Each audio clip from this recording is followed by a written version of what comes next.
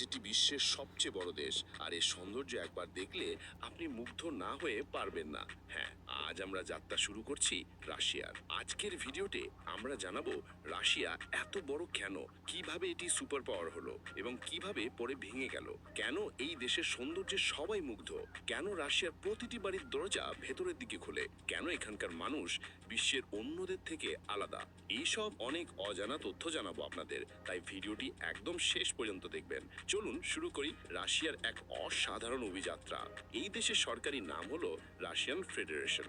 আয়তনে হিসাবে এটি বিশ্বের সবচেয়ে বড় দেশ। ওয়ার্ল্ড ব্যাংকের রিপোর্ট অনুযায়ী এর মোট আয়তন 1,70,00,000 বর্গ কিলোমিটার, যা পৃথিবীর মোট ভূমির প্রায় 11%। রাশিয়ার মোট জনসংখ্যা প্রায় 14,45,00,000, যা জনসংখ্যায় বিশ্বের নবম স্থানে আছে। অনেকের মনে প্রশ্ন থাকে, রাশিয়া কি এশিয়ায় নাকি ইউরোপে? প্রকৃতপক্ষে এর একাংশ পূর্ব এশিয়ায় এবং অন্য অংশ পশ্চিম ইউরোপে অবস্থিত। রাশিয়ার মানচিত্র দেখলে দেখা যাবে এর সীমান্ত 11টি দেশের সঙ্গে মিলে গেছে। দক্ষিণে জাপান, চীন, উত্তর কোরিয়া ও মঙ্গোলিয়া। মধ্য এশিয়ায় Kazakhstan, Tajikistan, Uzbekistan, Turkmenistan, Azerbaijan, Georgia ও আর্মেনিয়া। ইউরোপের দিকে বেলারুস, বুলগেরিয়া, এস্তোনিয়া, লাথেভিয়া ও লিথুনিয়া। আর উত্তরে ফিনল্যান্ড ও নরওয়ে। এমনকি পৃথিবীর শেষ প্রান্ত আলাস্কার আমেরিকার সঙ্গেও রাশিয়ার সংযোগ রয়েছে। রাশিয়ার রাজধানী মস্কো, যেখানে বিশ্বের সবচেয়ে বেশি কোটিপতি মানুষ বসবাস করেন। বিস্ময়ের বিষয়, এই দেশে পুরুষের তুলনায় নারীর সংখ্যা বেশি, 54% নারী এবং 46% পুরুষ। রাশিয়ার মুদ্রা হলো রাশিয়ান রুবেল। এই দেশের জিডিপি প্রায় $224 ট্রিলিয়ন, যা অর্থনীতিতে রাশিয়াকে বিশ্বের 6 নম্বর স্থানে অবস্থান করিয়েছে। এখানে বসবাসকারী মানুষের বার্ষিক গড় আয় প্রায় $27,000। রাশিয়ায় একটি অদ্ভুত নিয়ম আছে, আপনি যদি খুব নোংরা গাড়ি নিয়ে রাস্তায় যান তাহলে জরিমানার মুখে পড়তে পারেন। মস্কোতে ট্রাফিক এত বেশি যে মানুষ ট্রাফিক এড়াতে কখনো কখনো নকল অ্যাম্বুলেন্সও ব্যবহার করে। প্রতি বছর প্রায় 4,000টি ভুয়া অ্যাম্বুলেন্সের ঘটনা ধরা পড়ে। রাশিয়ার মানুষ মদ্যপানে খুবই অভ্যস্ত।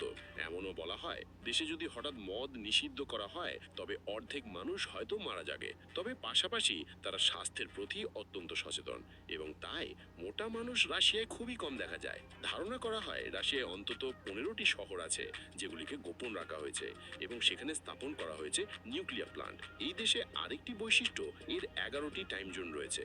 বিশ্বের একমাত্র দেশ যেখানে একই সময় কোথাও রাত চলছে, কোথাও চলছে দিন। ফলে রাশিয়ার অভ্যন্তরীণ ফ্লাইট কখনো কখনো 9 ঘন্টা পর্যন্ত দীর্ঘ হতে পারে। এখানে ইংরেজি ভাষা খুব কম ব্যবহৃত হয়, সরকারি ভাষা রাশিয়ান। রাজধানী মস্কো বিশ্বের সবচেয়ে সুন্দর শহরগুলোর একটি। প্রতিদিন এই শহরের মেট্রোতে প্রায় 60 লাখ মানুষ যাতায়াত করে। এটি বিশ্বের তৃতীয় ব্যস্ততম মেট্রো হিসাবেও পরিচিত। এই মেট্রোর গুরুত্ব রাশিয়ার ইতিহাসে অত্যন্ত গভীর, কারণ দ্বিতীয় বিশ্বযুদ্ধের সময় বিমান হামলা থেকে বাঁচতে মেট্রো স্টেশনগুলোকে আশ্রয় কেন্দ্র হিসাবে ব্যবহার করা হতো এবং সেই সময় প্রায় 150টি শিশু মেট্রো স্টেশনের ভেতরে জন্ম নিয়েছিল। মস্কোকে বিশ্বের অন্যতম ব্যয়বহুল শহর হিসাবে গণ্য করা হয়। এখানেই অবস্থিত বিশ্বের দ্বিতীয় বৃহত্তম লাইব্রেরি, রাশিয়ান স্টেট লাইব্রেরি, যা নির্মিত হয়েছিল 1862 সালে।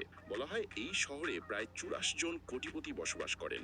মস্কোর মোট জনসংখ্যা প্রায় 1,20,00,000 এবং জনসংখ্যার দিকে এটি বিশ্বের ষষ্ঠ বৃহত্তম শহর। যদিও রাশিয়ার বেশিরভাগ অংশ এশিয়ায়, মস্কো অবস্থিত ইউরোপে।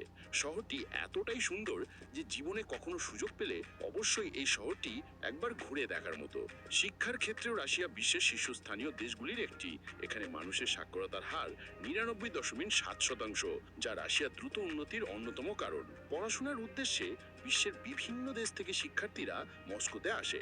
বিশেষ করে মস্কো স্টেট ইউনিভার্সিটি বিশ্বজুড়ে অত্যন্ত খ্যাতনামা। একসময় রাশিয়া ছিল পৃথিবীর সুপার পাওয়ার, ঠিক যেমন আজ আমেরিকা। কিন্তু কি এমন ঘটেছিল যে রাশিয়া ভেঙে গেল এবং এর 24% অংশ আলাদা হয়ে গেল? রাশিয়ার আগের নাম ছিল ইউএসএসআর, অর্থাৎ union of Soviet socialist republics. এটি ছিল 15টি রাষ্ট্রের একটি শক্তিশালী জোট। ইতিহাস অনুযায়ী 1917 সালে বিপ্লবের মাধ্যমে বেলারুস ও ইউক্রেনের জন্ম হয়। 1922 সালে এই দেশগুলি রাশিয়ার সঙ্গে যুক্ত হয়ে সোভিয়েত ইউনিয়নের সৃষ্টি করে, যেখানে জর্জিয়া, আজারবাইজান ও আর্মেনিয়াও যুক্ত হয়। পরে 1924 সালে তুর্কমেনিস্তান ও উজবেকিস্তানও এতে যোগ দেয়। জোটটি ধীরে ধীরে আরো বড় হতে থাকে। 1929 সালে তাজিকিস্তান ও 1936 সালে কাজাকিস্তান ও কিরগিজস্তানও সোভিয়েত ইউনিয়নের মধ্যে অন্তর্ভুক্ত হয়।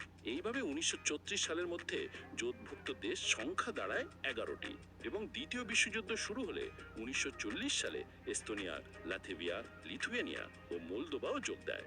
এভাবেই গড়ে ওঠে মানব ইতিহাসের অন্যতম বৃহত্তম শক্তিশালী জোট সোভিয়েত ইউনিয়ন। দ্বিতীয় বিশ্বযুদ্ধে জার্মানি আমেরিকার বিরুদ্ধে লড়াই করছিল এবং একই সঙ্গে সোভিয়েত ইউনিয়নের ওপরও হামলা করে। জার্মানিকে প্রতিরোধ করতে সোভিয়েত ইউনিয়ন, আমেরিকা ও ব্রিটেন একত্রিত হয়।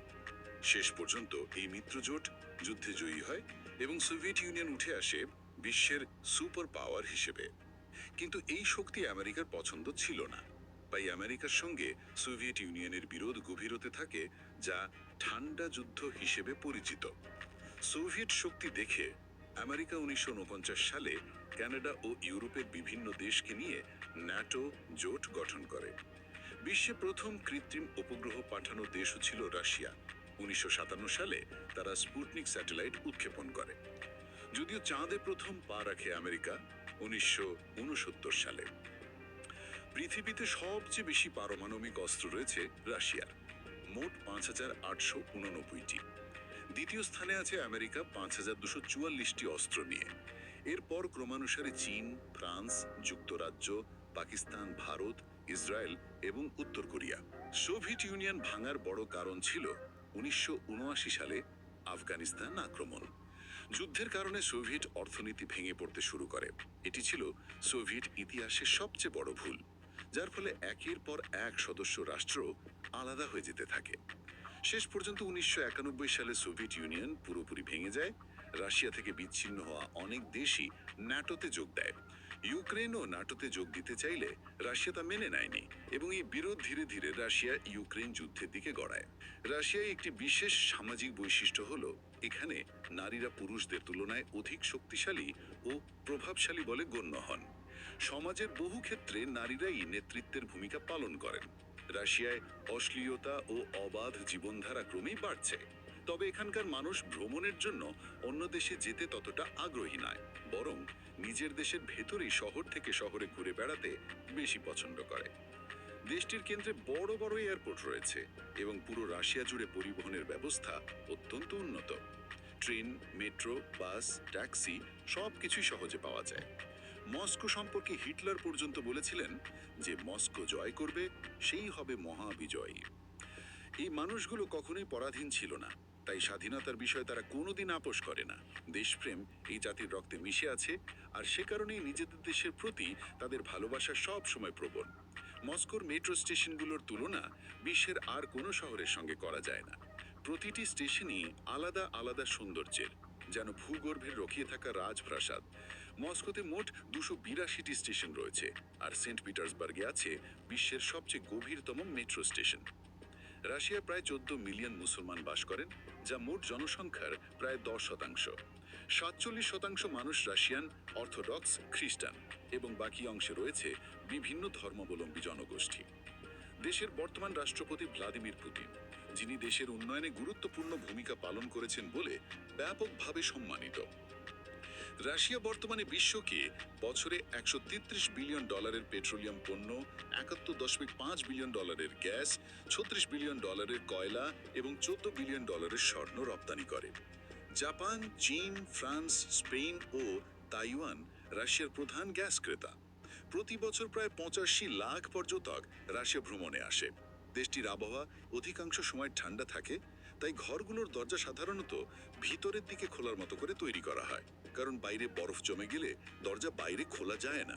ওইমিয়াকন রাশিয়ার এমন এক অঞ্চল যেখানে শীতের তাপমাত্রা নেমে যায় -61 ডিগ্রি সেলসিয়াস পর্যন্ত। তবু মানুষ সেখানে বসবাস চালিয়ে যায়। এই অঞ্চলটিকে সাইবেরিয়ার অংশ হিসেবেও ধরা হয়। আমরা প্রায়ই শুনি সাইবেরিয়ার ঠান্ডা হাওয়া ঢুকছে, সেটাই এই এলাকা। মস্কোর ক্রেমলিন ও রেড স্কোয়ার প্রতিটি পর্যটকের স্বপ্নের গন্তব্য। রাশিয়ায় লাল রংকে সৌন্দর্যের প্রতীক হিসেবে ধরা হয়, তাই রেড স্কোয়ারে লাল রঙের আধিক্য চোখে পড়ে। ক্রেমলিন রাশিয়ার ঐতিহাসিক কেন্দ্রবিন্দু, যা বহুবার ধ্বংস হলেও পুনরায় নির্মাণ করা হয়েছে। এর মূল স্থাপনা 1200 শতকে নির্মিত। এখানেই রাষ্ট্রপতির সরকারি বাসভূমি। ক্রেমলিনের সবচেয়ে চমৎকার স্থাপনা হলো grand Kremlin palace. Saint Basil cathedral তার রঙিন গম্বুজ ও শৈল্পিক নকশার কারণে বিশ্বখ্যাত। এর ভেতরে রয়েছে 11টি ছোট ছোট চার্চ। রাশিয়া বহু যুগ ধরে পেঁয়াজাকৃতির গম্বুজ ব্যবহার করে আসছে, সেই ঐতিহ্য এখানে স্পষ্ট। দেশের দ্বিতীয় বড় শহর সেন্ট পিটার্সবার্গেও দেখা যায় চমৎকার স্থাপত্য শিল্প। বিশেষ করে Saviour on the spilt blood চার্চের ডিজাইন সত্যি দেখার মতো। বিশ্বের মোট স্বাদু পানির প্রায় 20% রাশিয়ায় রয়েছে, যার অধিকাংশই লেক বাইকালে সঞ্চিত। মস্কোতে বিপুল অর্থ ব্যয় করে তৈরি হয়েছে ড্রিম আইল্যান্ড, একটি বিশাল থিম পার্ক যেখানে শিশু থেকে বড় সবাই হারিয়ে যায় রঙিন কল্পনার জগতে। প্রবেশ মূল্য প্রায় $50। মস্কোর মধ্যে দিয়ে বয়ে যাওয়া নদী শহরের সৌন্দর্য আরো বাড়িয়ে দেয়। রাশিয়ার খাবারও আলাদা ও আকর্ষণীয়। ব্ল্যাক ব্রেড যদিও নামেই কালো, বাস্তবে এটি গাঢ় বাদামি রঙের হয়। বিশ্বজুড়ে বিখ্যাত রাশিয়ান স্যালাডের আসল নাম হলো অলিভিয়ে স্যালাড। রাশিয়ার রাস্তায় হাঁটতে হাঁটতে লোকজনকে সূর্যমুখীর বীজ খেতে দেখা খুব স্বাভাবিক। হালাল রেস্তোরাঁও মস্কো ও সেন্ট পিটার্সবার্গে সহজেই পাওয়া যায়। এই তথ্যপূর্ণ ভিডিওটিকে লাইক দিয়ে সকলের সঙ্গে শেয়ার করে দেবেন।